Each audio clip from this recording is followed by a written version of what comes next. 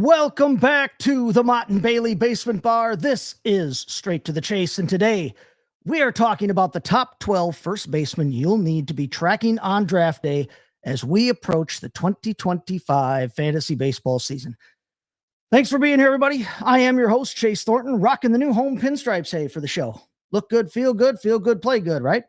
We'll break out the road uni for a future show, but today, as I said, we are looking at first base. Now, first base, traditionally a position where we're looking to get major chunks of our power and our counting numbers from. In fact, several of the guys that we're going to talk about today have led their respective leagues in home runs in the last 10 or so years. And then with home runs, of course, typically comes RBI numbers, which are also boosted by the fact that most of these guys are going to be hitting in the heart of the order, 3 through 6 for their teams. So, although we will be talking about a rare big man leadoff hitter as well today, there's also some potential for some nice runs totals in this group as well. So, if you're a roto player looking for categories, you're not going to get a lot of stolen bases, a lot of stolen base help at first, at least here in this position. And with some of these guys, you're going to have to choose whether you like the power at the expense of your batting average, or honestly, maybe even vice versa in a couple of rare cases. But it's kind of an interesting group to examine in terms of draft ADP right now.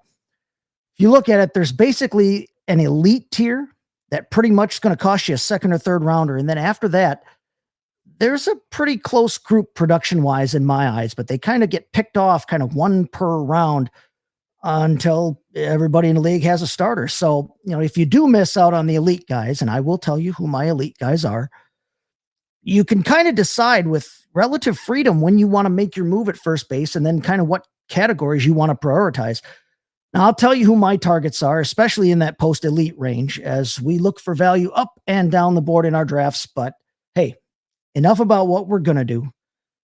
Let's crack one open here and get straight to the chase. Now, okay, at number 12 is a player that I think carries a bit of a sleeper profile this season. It's Jake Burger, now of the Texas Rangers. Hey, he's a prototypical power hitting option at first base, but he does carry dual first base, third base eligibility. And that flexibility is always nice when you're constructing a roster, real or fantasy. I mean, the Brewers have made a living out of it. But in fantasy as well, it really helps when you're able to shuffle guys around and work around off days. Now, Burger comes over from the Miami Marlins. And honestly, it should be a nice move for him, I think, in terms of his home run hitting. Globe Life Field is about 15 feet shorter to left and left center than Lone Depot Park is. So, what had been for him 30 to 35 home run power in Miami probably translates to 35 plus power in Texas. And I don't think that's a stretch. Now, he's going to hit a little lower in that lineup than would be ideal. He's probably 6th or 7th there. But it is a much better lineup around him in Texas, which is going to help his numbers some. I think I like him a little bit better in category formats because of those high strikeout totals he has. And that's going to be kind of a recurrent theme here you'll hear today. I'm not big on guys who, negate the points that their power gives me by striking out. If you're in a league that does that, if a guy hits 30 home runs, but he strikes out 150 times, that's only a net 30 points on the season. If you're getting, your points per home run there. But you juxtapose that with, say, a 25 home run guy who only strikes out 75 times, that guy is going to net you 75 points on the season despite the lower home run totals. So, again, that's in play in formats where you have negative scoring for things like strikeouts or grounded into double plays, but you get the point. That's my philosophy when it comes to guys in points leagues.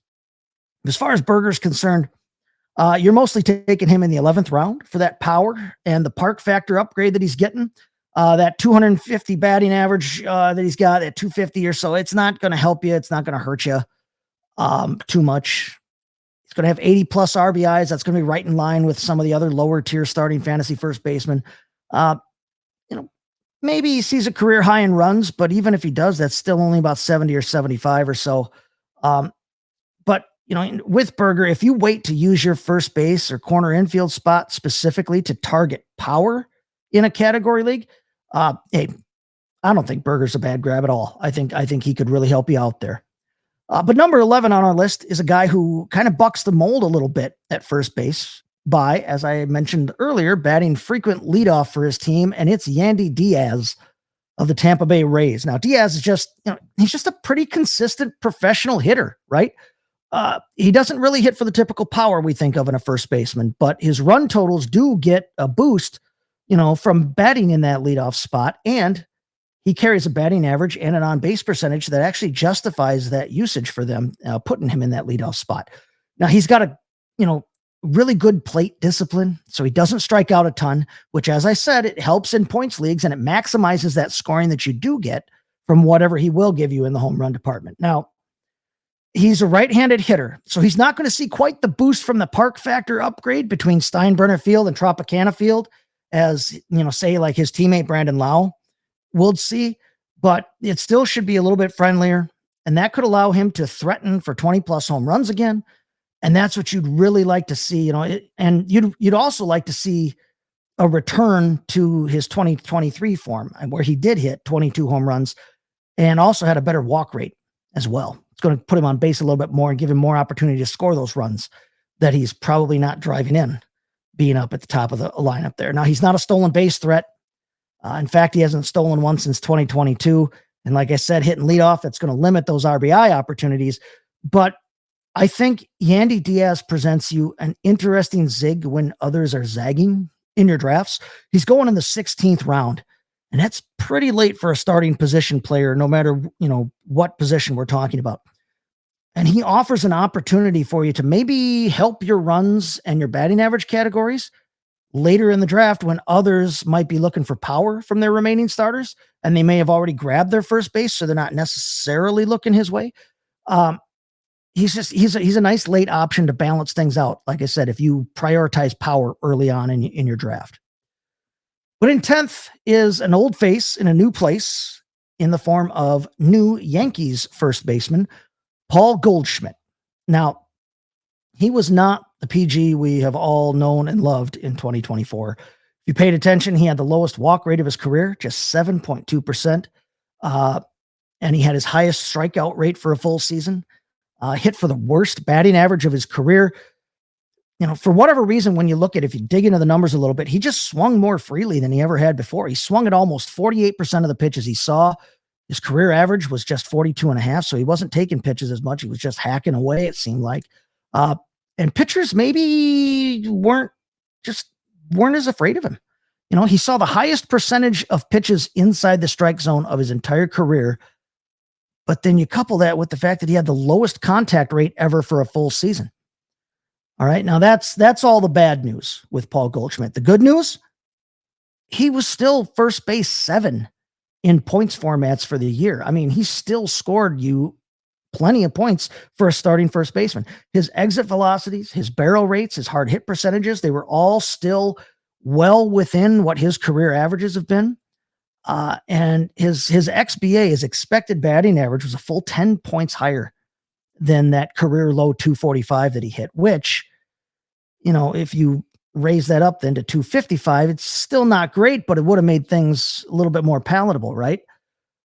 He'll be hitting in a better lineup in New York. That's without question. And, while it's kind of a bit of a lateral move overall in terms of the park factor between Yankee Stadium and Busch Stadium, his power, I think, will play better in New York. So, at the end of the day, Paul Goldschmidt is 37 years old. Okay. You're not getting NL MVP Paul Goldschmidt from a couple years ago. You're not getting 30 plus home run, 100 plus RBI Paul Goldschmidt anymore. But what you are going to get, if you take him, is a guy who's going to give you solid middling production across the categories, and, who was a mid-tier starting option at the position, even in literally his worst fantasy season. He's going in the 14th round, hey, so you're not paying a premium for him either. He's clearly in decline. So, you can feel free to bail on him anytime in Dynasty. You have my full blessing on that. I don't know necessarily right now what you think you're going to get for him, but if you want to, pull the rug out, be my guest there. But I think he still should have another useful year or two in the tank for redraft. We're going to take a drink here, and then we're going to get to the number 9 player on our list, and it's Goldschmidt's replacement. Pardon me, not his new replacement, his new division rival, Triston Casas with the Boston Red Sox. Now, We're 4 players into our ranks right now. And if you've been paying attention, this is our 3rd player from the AL East. So put a pin in that one, okay? Because we're not done yet, but we are picking them off in this division here. Casas coming off sort of a lost year, right? He had torn rib cartilage, which I'm sure is every bit as painful as it sounds. And it limited him to just 63 games last year in 2024. Now, he still hit for good power, but his launch angles were down, which put more of his balls in play on the ground, which is not where Tristan Casas wants to be living, right? He admitted to, after he came back, that he was still in a bit of pain after he came back from that injury. So, if you've ever had a rib injury before, every move, every breath can hurt. So I'm kind of willing to give him a bit of a pass there on what happened last season, but he should be fully healthy for 2025. And I think that with that, he should challenge for 30 plus home runs. And in fact, with that improved lineup around him, I think he could see career highs across the board when we're talking category leagues, except maybe batting average. Casas struck out a ton last season. His K rate ballooned, but he's got high upside, and he's only going in the 10th round at 119 overall. So it's not like you're investing too much in a guy who could be a real breakout candidate, I think, if he stays healthy in that lineup. So Tristan Casas there, that's our number 9. Next up at number 8, we have another player who's going to be called in someplace new home in 2025, and it's Josh Naylor of the Arizona Diamondbacks. Now, he led all first basemen last season in RBIs, and he set a career high in at-bats, in runs, home runs, RBIs, and walks. And that was all en route to a 6th place finish among first basemen in points leagues, playing for the Cleveland Guardians. Now, he's likely going to bat clean up for the Snakes here, but his power numbers may take a hit moving from Progressive Field in Cleveland to Chase Field in Arizona. Chase Field ranks dead last in park factor right now for left-handed home runs compared to Progressive Field, which ranked a full 20 points higher, which was good for 17th out of the 30 major league ballparks. So, I mean, you look at Naylor, he's another guy that's going to give you solid to mid-range, results in most categories for you. Carries a real nice strikeout rate. He raised his walk rate 2.5 points over 2023, so he's not going to hurt you in points formats. But the problem here is he's coming off the board in round 6. Now, don't get me wrong. I think he warrants starter status here, and I think he finishes well within those parameters in any scoring format. But at the price you have to pay for him, I'm just not real crazy about taking him. My thought on it, moving parks and making the switch there. If you haven't grabbed one of the elites, then by the time he's coming off the board, I say let someone else see those 31 home runs last season and get all starry-eyed about it while you wait and grab a better option elsewhere on the diamond, or while you wait, you grab a better option at first base, which I think there are later on in the draft. So don't get too hopped up on Josh Naylor. He's a starting option. He's not one I'm targeting, however. Number 7 is one of my favorite guys on this list. We're talking Vinnie Pasquantino of the Kansas City Royals. Now, first off, if you've never seen Vinnie Pasquantino, he looks exactly like a Vinnie Pasquantino, which in my book is almost reason enough to put him on your roster right there, right? But secondly, I really like the idea of Pasquantino hitting in this lineup with Jonathan India now batting leadoff, and you got all Galaxy player Bobby Witt Jr. in the 2-hole. Now Vinny missed all of September last season. You got to remember that, with an injury, but he still finished top 13 among first basemen in points formats. And he was scoring at a per game rate that would have had him in the top 7 or so with a full season. He was kind of leading the 3rd tier of guys behind Vlad Guerrero Jr. and then kind of the Harper, Alonzo, Freeman, Olson group. And you can throw Naylor in there too, since he finished 6th. Now it's kind of a small sample size for him, but the numbers and everything makes it look like Pasquantino he's probably a 25, 30 home run guy. Kauffman Stadium isn't great for power, but he looks like he's a 25, 30 home run guy. He had 97 RBIs last season, and I think He's going to have more opportunities, like I said, with India hitting leadoff there. Plus, he should play more than those 131 games he had last year.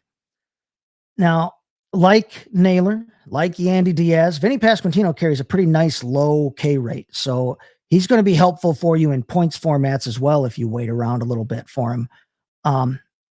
There is a clear tier after the studs of the position when we're talking first base. I kind of mentioned it in the opening, but the studs of the position are gone after the 4th round.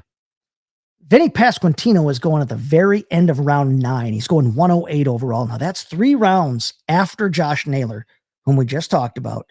It's 2.5 rounds after Christian Walker, whom we're going to get to in a minute.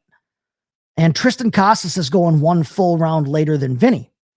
But when you look at it, I like Casas and Vinnie, both of them, better as values at first base, right? When we're talking about this tier, this kind of group of guys. Pasquantino might have more multi-category juice than Casas does. I think he hits for a better average this year.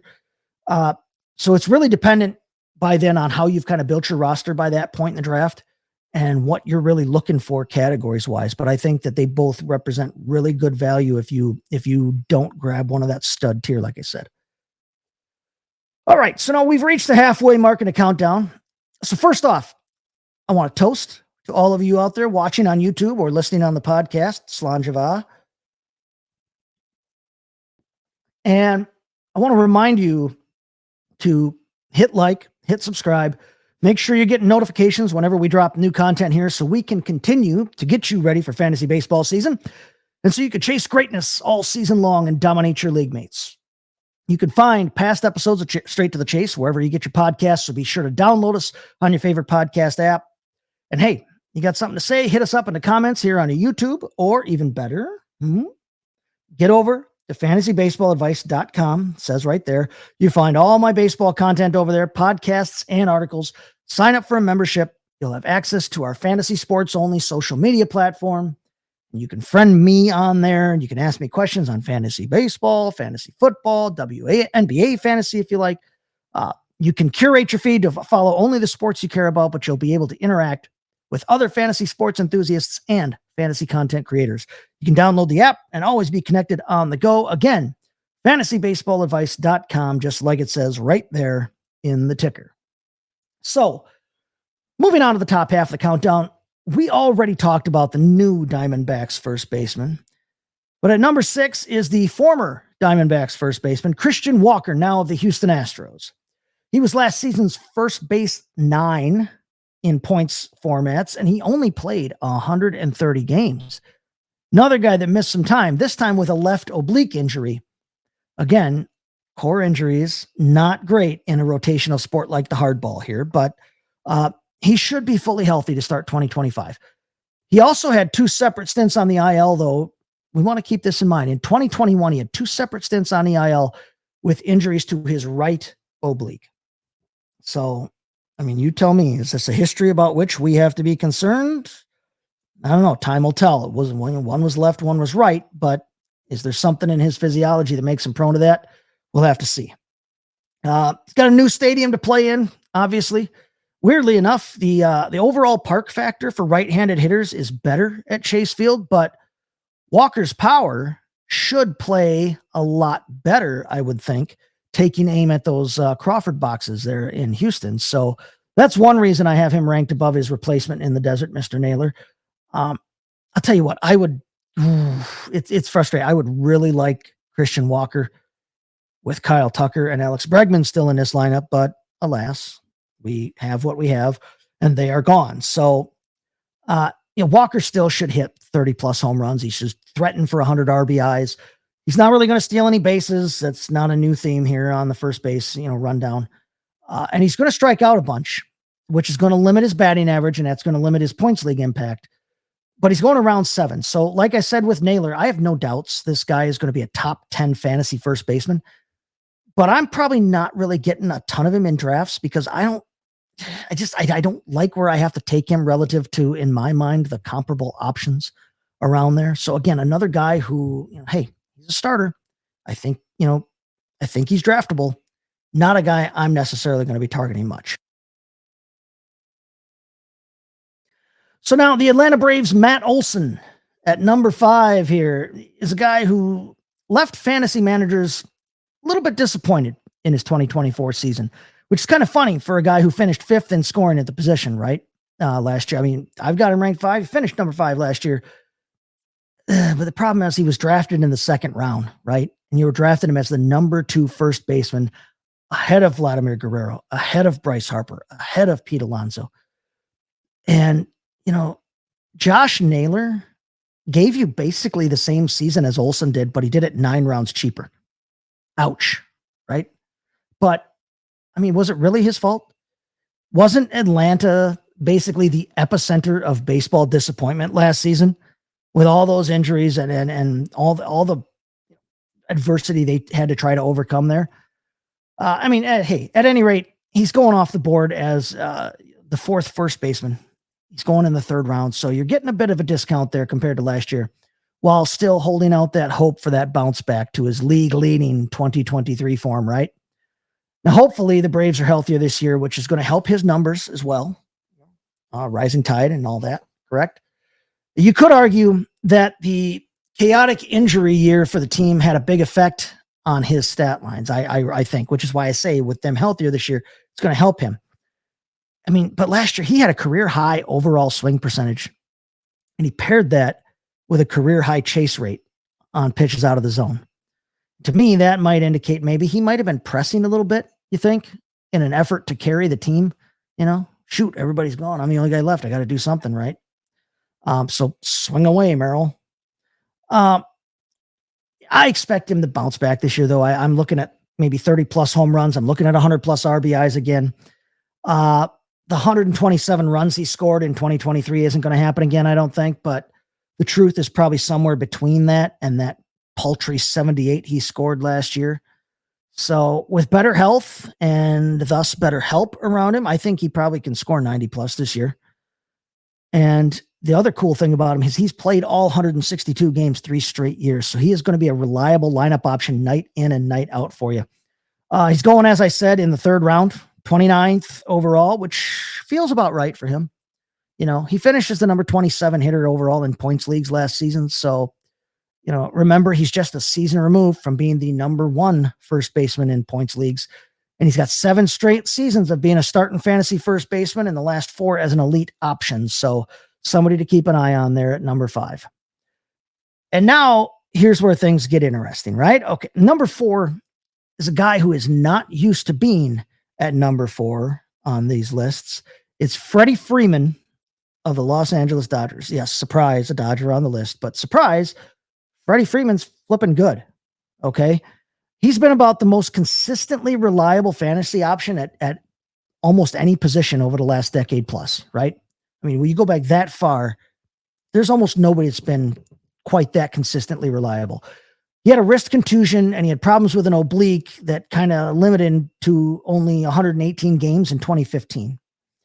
He had a broken left wrist on a hit by pitch that kept him to 117 games in 2017. But outside of those 2 seasons, and if you throw out his 20-game major league debut season, which you can't really count, he's only ranked outside the top 12 scorers at the position 1 time in his entire career. That was his 2011 rookie season right after that debut. And he finished 14th in scoring that season.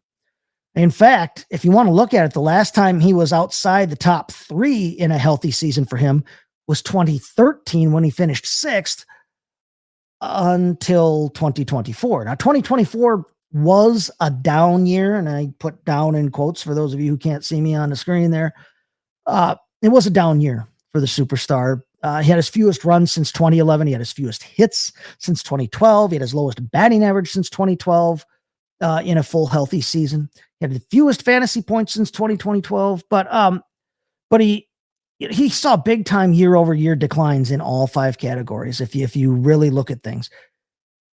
But I just told you he still finished as the first base 4 overall. Okay. Good news, he maintained that nice walk rate that he's had in his career, maintained a nice K rate that we can handle. But his exit velocities have declined every season since he hit a high water mark of 92.4 in 2020. declining is relative when you're talking about guys who are living in the 90+ range, right? But they have declined nonetheless. 2024 also saw his lowest career barrel rate and his second lowest hard hit percentage. I mean, dude's getting older. Sorry about it. It happens, right? Now, that said, he is still hitting third in what might be the best lineup on the planet. So there is that, right? His 30 home run days are in the past, I think, but even a slightly diminished Freddie Freeman should be able to maintain a healthy stat line, across the categories for you. His recovery from off-season ankle surgery is something that you're going to want to monitor, right? Remember, he kind of cost him at the end of the last year a little bit, and he had surgery in the offseason to fix it. But if all goes well with that recovery, he could even threaten double-digit steals again, which would be nice for him.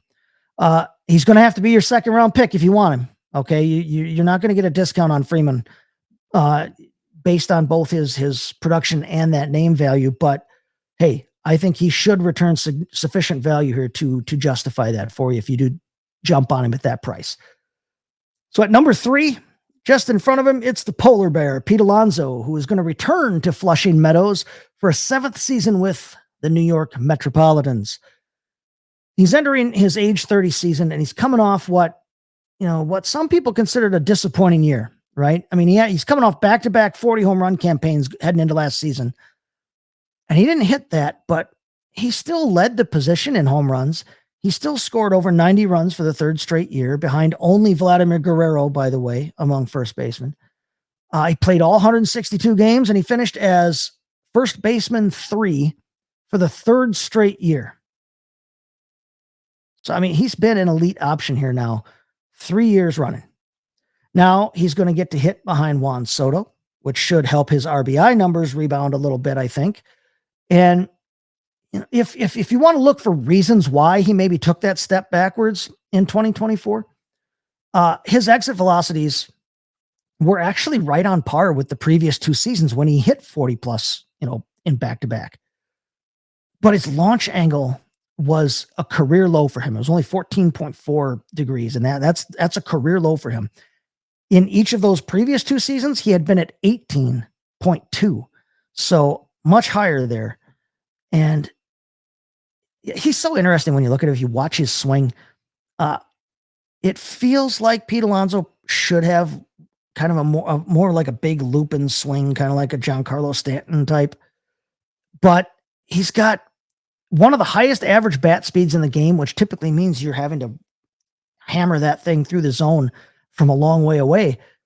But he's only got a league average swing length, 7.3 feet is the StatCast, measurement that we're talking about there. So he swings hard and he makes good to great contact when he makes contact. I think that launch angle thing, that feels like a correctable thing to me. It really does. I mean, he came off 2 straight seasons being over that. That feels like something they can work on this spring. It feels like something that was probably brought to his attention in the offseason he's been working on. Now, remember, he has an out in his contract this year, so he can retest free agency if he delivers this season. So he's got plenty of motivation here this season, all right? Now, he's not a stolen base threat, although he will run. He's not a statue, but he's not going to steal a whole lot of bases for you. He's likely going to be a net drag on your batting average category. That's all there is to it. So you're going to definitely want to shore that up elsewhere on your roster if you take Polar Bear here. But we're talking about a guy who's been making a living being the 3rd best fantasy option at the position, and he's going in the 4th round as the 5th first baseman off the board. So, I mean, hey, I'm willing to take that hit on the batting average to get the rest of the numbers that I think he's going to get in that improved lineup. I say, Pete Alonso, go get him. So now the runner-up in our countdown of the top 12 first base options for fantasy in 2025 is Mr. Bryce Harper of the Philadelphia Phillies, who finished last season as the runner-up at the position in fantasy scoring in points leagues. He was 11th in scoring in 2023, which was his first season kind of as a full-time first baseman. But he was on pace to be 3rd overall that season if injuries hadn't kept him to just 126 games. So we have a track record for Harper at first base in terms of fantasy output. I mean, we had a track record before that in terms of just knowing him as a hitter, but I'm talking about as a first baseman. He's had 2 very good finishes at the position relative to the games that he played. Now, his 2024 was helped tremendously by the fact that if you were paying attention, he played in his most games since 2019. And that allowed him to collect the second most hits for a season that he's ever had in his career. He had his fifth 30 home run season. And, if you look at it, his StatCast numbers, he had his best launch angle since 2020. And that kind of made those home runs possible because his exit velocities have actually declined, kind of like Freeman. His exit velocities have been declining each of the past 3 seasons. Now he's going to have to stay relatively healthy, kind of like he did last season. But if he can, Bryce Harper's got legitimate 5 category juice here, especially vis-a-vis the position, right? Compare him to the other guys that you're going to get to bat at first base. He's got 5 category juice. Now he's going as the number 2 first baseman. He's going 19th overall. So you're going to have to spend a second round pick to get him. But I have no doubt he's going to put up good numbers again. Hence my ranking him number 2 here. Honestly, if I'm being honest with you guys, which I try to always be honest with you guys, I probably won't have too much of him at that price. The health questions, I'm just, he's getting a little older. It's enough to make me pause and step back. But I will tell you this, I am willing to take a good hard look at Bryce Harper. If he makes it kind of that 2-3 turn though, he makes it about a half round later than that ADP. If I'm picking there and he falls to me, I'd probably jump on that and feel great about it. So finally, coming in at number 1 on our rankings of the best first baseman for fantasy in 2025. You might have guessed already, it's last year's first base scoring champ, Vladimir Guerrero Jr., who is still a Blue Jay, but for how long? Now that's, honestly, that's a topic for another episode here, but as of today, he is still going to be playing first base at the Rogers Center. So I mentioned last season's top scoring first baseman, and that was good enough for top 10 overall among hitters, actually. He was that good. He led the position in runs, led the position in batting average. He was second among first basemen in RBIs. He was third at the position in home runs. And really outside of that batting average, none of those numbers was a career high. So there's still meat on the bone. If he should be in the prime of his career. There's still room for him to improve from a fantasy production standpoint. Now he had a very good chase rate and he doesn't strike out much, which is awesome. It's so nice in points leagues when that happens. And big surprise. He's at the top of our rankings and he doesn't strike out. He's a hitter. And now he's going to be hitting with Anthony Santander protecting him, their new signee, coming over from division rival Baltimore. So, I think that's going to help him maintain that runs total that he put up last season and maybe even increase it. You add to that the idea, I haven't really talked about this in terms of the road teams that are going to be playing against the Rays this season, but Vladimir Guerrero Jr. is going to be playing basically a quarter of his road games at Yankee Stadium, if you think about it. And what I mean by that, remember, the Rays are playing at Steinbrenner Field, which is exact dimensions to Yankee Stadium. So he's already going to be playing a division opponent, in Yankee Stadium, a division opponent in a replica of Yankee Stadium, right? That could help his home run totals approach 35 or so, I think. I really like Vladito, as they call him, to repeat as the first base, scoring champion. And he may have, you keep an eye on this, because if he may have some third base eligibility in some formats too, which isn't going to hurt his value either. Again, positional versatility. You're taking this guy and you're putting him in your lineup and you don't care whether you're putting him at first base or corner infield or third base, whatever. But just having that positional eligibility, flexibility is really, really nice, even when it's a guy that is going to be in your lineup, every day anyway. So, hey, there you have it. That's our top 12 first basemen for fantasy drafts in 2025. We're talking Jake Burger, Yandy Diaz, Paul Goldschmidt, Tristan Casas, Josh Naylor, and Vinnie Pasquantino, Christian Walker, Matt Olson, Freddie Freeman, Bryce Harper, and your champion and your predicted champion to repeat, Vladimir Guerrero Jr. Again, hey, please, Like, subscribe, comment, share, do all the interacting with us online that you can. Please go to podchaser.com, search for Straight to the Chase, leave us a 5-star review. And hey, follow Fantasy Baseball Advice Network on the Twitter X machine. You can also follow me personally everywhere, including there on Twitter at STTChaseFFB. And next time out, we are going to be talking third base. But until then, hey, we are going to get up, get out of here, gone. We are here. FantasySportsAdvice.com, offering the best fantasy sports social media platform. Why join endless Discord communities or the trolls of Reddit? Fantasy Sports Advice is a community designed to help you win with 24/7 support. Go to FantasySportsAdvice.com and become a pro member for unlimited access. Again, go to FantasySportsAdvice.com today.